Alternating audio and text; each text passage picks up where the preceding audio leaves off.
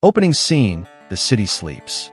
The movie opens with sweeping shots of a futuristic but relatable metropolis, alive with technology, self-driving cars, drones delivering packages, giant digital billboards, and people immersed in their devices. The camera zooms into Ethan Cross, sitting alone in a bar, watching people glued to their phones. A subtle flicker hits the lights, dismissed as nothing. The music builds suspense before the screen cuts to black. Suddenly, the entire grid fails. The city plunges into silence. Cars crash as engines fail, subways grind to a halt, airplanes vanish from the sky. Neon signs shut off, and skyscrapers lose power. The silence is followed by screams and sirens that quickly die out when emergency systems also shut down. The world is thrown into instant chaos. Hours later, fear spreads. People crowd supermarkets for supplies, fighting over bottled water, batteries, and canned food. Hospitals lose power, forcing doctors to hand pump oxygen for patients. Police try to calm the crowds, but quickly become overwhelmed. Rumors spread: terrorist attack, EMP strike, end of the world. The uncertainty drives paranoia. Ethan Cross, an ex-cybersecurity expert turned private investigator, walks cautiously through the chaos. Hardened but observant, he notices unusual patterns. Streetlights died simultaneously, cell towers went down uniformly, and cars' onboard computers failed instantly. To him, this looks less like an accident and more like a coordinated event. In his apartment, Ethan digs out an old ham radio. Amidst the static, he catches a faint repeating code. It's encrypted, bouncing from unknown transmitters across the city. While everyone assumes the blackout is natural or foreign terrorism, Ethan realizes someone is still communicating inside the blackout zone. Meanwhile, at a powerless hospital, Maya Torres, a sharp and resourceful ER nurse, struggles to keep patients alive without ventilators or medicine. Looters break in, stealing supplies.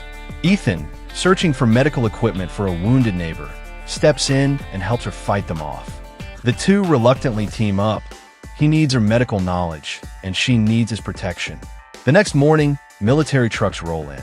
Helicopters hover over the city. Soldiers patrol with strict curfews. Instead of distributing aid, they enforce martial law, shooting looters and sealing off highways. Through whispers, survivors learn the blackout isn't just local, it has spread nationwide. Air travel, finance, and communication are all gone. The United States is in the dark. Ethan continues decoding the radio messages. Maya questions why he's obsessed when people need survival. The signal contains fragmented files referencing Project Blackout, a classified defense program. Ethan explains it was a top-secret initiative meant to shield America from cyber warfare, but now it seems someone turned it against the country. As desperation grows, a violent militia rises, led by a former mercenary named Rourke. His gang controls fuel, guns, and food, demanding protection payments from survivors. Ethan and Maya stumble into their territory while searching for antibiotics. A tense standoff erupts, forcing them to flee through burning streets. The militia becomes a persistent threat. Following the coded radio trail, Ethan leads Maya to an abandoned government bunker. Inside, flickering backup systems reveal fragmented files. Ethan uncovers that the blackout originated from domestic servers, not a foreign power. Someone inside America triggered a fail-safe system designed to prevent cyber attacks. Instead, it caused nationwide collapse. Piecing together evidence, Ethan concludes Project Blackout was sabotaged. The system was supposed to shield infrastructure, but it was reprogrammed to wipe out everything at once. This wasn't defense, it was a weapon. The culprits erased digital records, debts, and government control in a single stroke, resetting society. Desperate for help, Ethan contacts an old colleague, Marcus, who once worked in cybersecurity for the Pentagon. They meet secretly in an abandoned subway. Marcus listens, but subtly signals someone. Moments later, government contractors storm in with guns. Marcus sold Ethan out. After a brutal chase through tunnels, Ethan and Maya barely escape. Days pass, and civilization spirals into barbarism. Fires rage unchecked, gangs rule neighborhoods, and families hide indoors with dwindling supplies. Maya insists on helping injured survivors, even at great risk, while Ethan grows hardened, seeing survival as more important than morality. Their opposing philosophies create tension, but their bond deepens.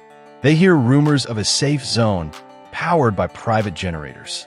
After a long trek, they find a fortified district protected by armed guards.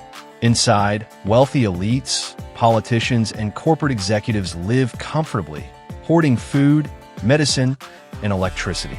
Maya is disgusted, while Ethan realizes the blackout was never about survival. It was about control.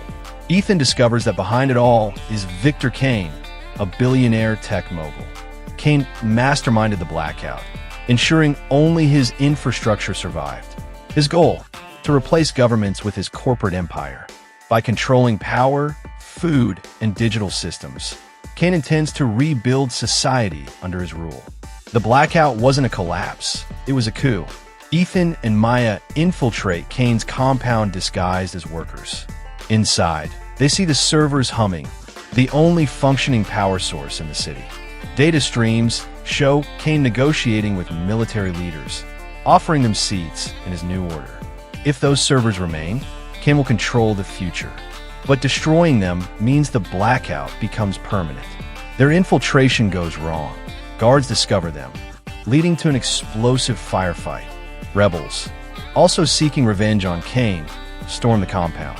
Chaos erupts, bullets, fire, and collapsing infrastructure. In the midst of it, Kane personally confronts Ethan, arguing that humanity needs a ruler to prevent complete anarchy. Ethan faces an impossible decision. If he keeps Kane's servers alive, power can be restored, but Kane may rise as a dictator. If he destroys them, the blackout remains, and civilization must rebuild slowly, painfully, but freely. Maya begs him to think of the innocent lives suffering without power. Kane tempts him with promises of stability. Ethan chooses freedom over control. He rigs explosives to the servers, blowing Kane's empire to pieces. Kane dies in the explosion, screaming that the world will tear itself apart. In the aftermath, Kane's forces scatter, leaving the survivors to rebuild without technological crutches. Ethan and Maya barely escape the flames. Weeks later, small communities emerge, relying on trade, farming, and firelight instead of fragile tech. Maya helps establish a medical camp, training others in basic care. Ethan, scarred but resolute, walks away into the wilderness, a lone figure fading into the sunrise. The final shot pans out, hundreds of small campfires lighting up the dark horizon, a symbol that humanity endures even without electricity.